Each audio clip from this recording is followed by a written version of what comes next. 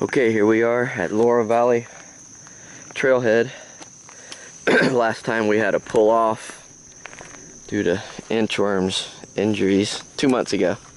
We had to pull off just on the other side of the road about a mile in. We got 13.5 done on our day one.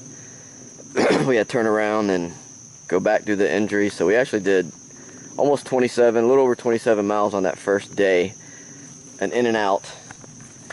And now we are back 2 months later, and we have 61.7 to go. Last night we went that way and finished off that mile and a quarter, a mile, 1.3 miles that we didn't get finished. And we are beginning, and as seems to be always with the Foothills Trail, as soon as you start, you're going upstairs or going straight up something. You're always going up on this trail, always. All right, so we'll check in later, but here's our beginning. And you're about a mile in from the Laurel Falls, or Laurel Valley trail access. Guidebook, when I read it last night, was descend, descend, descend, descend. So we like, well, today maybe we can get that 12 miles in and make it all the way to Heartbreak Ridge and camp right before it at the falls. But pretty much straight out the parking lot, all we've been doing is climbing. Video's not gonna give it justice. There's probably a series of about 70 steps right there. Made it to here, took a quick water break, and looking forward, it looks like it continues to ascend, not descend. So I'm sure it's gonna be descending soon. Maybe whenever they were writing the guidebook, they got ascend and descend mixed up. No. Anyway, we're a mile in, already pretty well winded, but It's starting to get hot. temperature's climbing. We figured out not to underestimate not even an inch of this trail, so from this point forward, we are prepared for hard, no matter what. So we're gonna slow the pace down. Last time we tried this thing out of the gate, we were averaging 3 miles an hour. We went almost a little over 11 miles the first day. Hit that storm, inchworm hurt her ankle. Next day my back hurt. Everything on her started hurting her back. Her ankle got so bad we could only go. It might have been something about dehydrated. Could have been dehydration because it's really hot. We're hydrating like crazy. We both consumed almost a gallon of water yesterday. Oh, and he forgot his water. Yep, and as Murphy's Law will have it, I didn't forget it. One of them fell out. So we only got one bottle, but we were smart. We always, well, not always, but this time we brought an extra bottle, which Inchworm has. So the good thing is there's a ton of water on this trail, so we can easily just reuse that bottle. But now we only have a liter to start with versus 2, or 750 milliliters. If he's gonna have to, he's gonna use his pee bottle for water. That'll be her pee bottle she's using. But much more respect this time. We're only averaging about 2 miles an hour, taking a much slower pace. We're gonna make sure we complete it this time. Might take a little while. We're gonna do it the right way, not underestimate any part of this trail at all. So we'll update as we head on, but that's just the first update on day 2 of our through hike. Alright, we're a little over 3 miles now.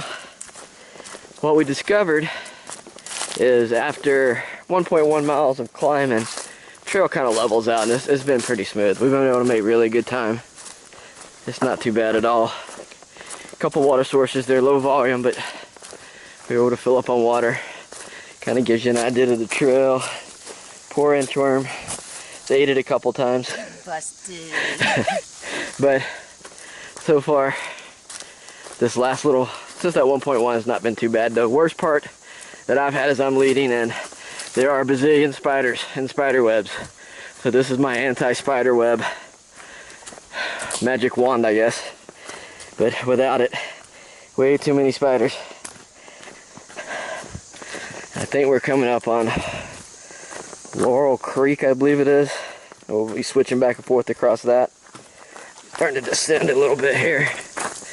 But this part here has been very forgiving. Probably the easiest of our whole, I think we're over 18 miles now of it. This is probably the easiest section so far. So there's some encouragement for you once you get through all that tough stuff. And we'll update a little later. Still scorching hot. Can't wait for the cooler temperatures they say are coming in the next 2 days. We'll get you an update a little later. Alright, we're right around 4 miles. We're on Laura Valley, following the creek here. Decided to take a lunch break. Pull out the solar, put the GPS on it. Already went up 1% in the 3 minutes that we've been here, so the solar panel's working good. Inchworm over here. Bridge, eating our circus peanuts for lunch. Beautiful creek, we've been following it for a little ways. Guidebook says we're gonna have 3 miles of following this. So that'll be awesome. Beautiful. Yeah. Nice and peaceful. This is a lot of why we do these things, because you can't see or be like this anywhere without hiking into it. I mean, you can drive a car to some things, but you can't get this solitude. Hadn't ran into nobody today. It's just us. Beautiful weather so far. So, thumbs up for the weather. Yay! And we'll give you an update in a little bit. All right. We are around 8.7 miles. So the easy part of the trail ends. And look at this one. Whenever you get. Ooh, it's a doozy. Especially in the summer. You pass the falls. Then it's not too bad, and then you hit the part where it says the spur trail down to the Lake Jocassee, and then the Foothills trail continues on. It was pretty much 1 mile or more straight up. Another word of caution is I wasn't paying attention to the map. You have water. Yes. And that was the last water source for 3 miles. So we have 1.7 miles. And we have about... And where's the water bottle? Here we go. And we have about this much water left. that's going to last us 1.7 miles.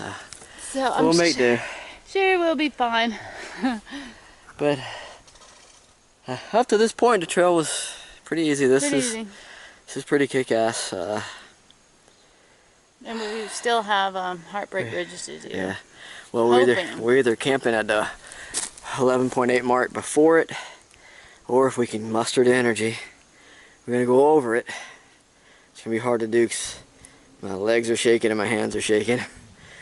But maybe we can rest and go over, get that 0.7 miles over Heartbreak Ridge, and then we'll be on Lake Jocassee with beautiful campsites. Plenty of water. Plenty of water. We'll cross that bridge when we make it to the camp area. Right now it's 3:27, so we got 4.5 hours of daylight. It's plenty for three miles, and if we try to go over, that's still only 1 mile an hour over the next 4 hours. But we got to get up. We did pass a couple with their dogs. Day hiking. They were day hiking yesterday. I guess they did overnighter, but yeah. Whew, you can't even see it. My legs are trembling. Okay, well, we'll update you when we get up this godforsaken hill. All right. Okay, we made it to, I think it's Rock Creek or Boulder Creek. 11.8 miles. Tomorrow, basically, we jet out of here and straight up Heartbreak Ridge. We thought about it, then we were just too beat today. Got a beautiful creek over here. Inchworm's got us a great fire, food, tent set up, our new Z-Packs duplex. Still really warm. It's supposed to cool off tonight. Huge, massive campsite here right before you cross the bridge. We're right at 11.8 miles, so we had a good day. We only need to average 10.1 a day. We got 11.8, so we're ahead of the game. We're right, probably not going to show you here on the video. It's a beautiful creek, which we're going to take a bath in. It runs out in that opening right now, if you can pick it up, is Lake Jocassee. So this is a feeder creek. Absolutely gorgeous, and we're camping right here by it. So, excited we got done what we got done. It was tough. The guidebook said moderate to strenuous. That it was. We had some easy sessions, some tough sections. Tomorrow, strenuous. Goal tomorrow is 11 or 12, but if we only get 8, we only get 8. We'll see everybody tomorrow.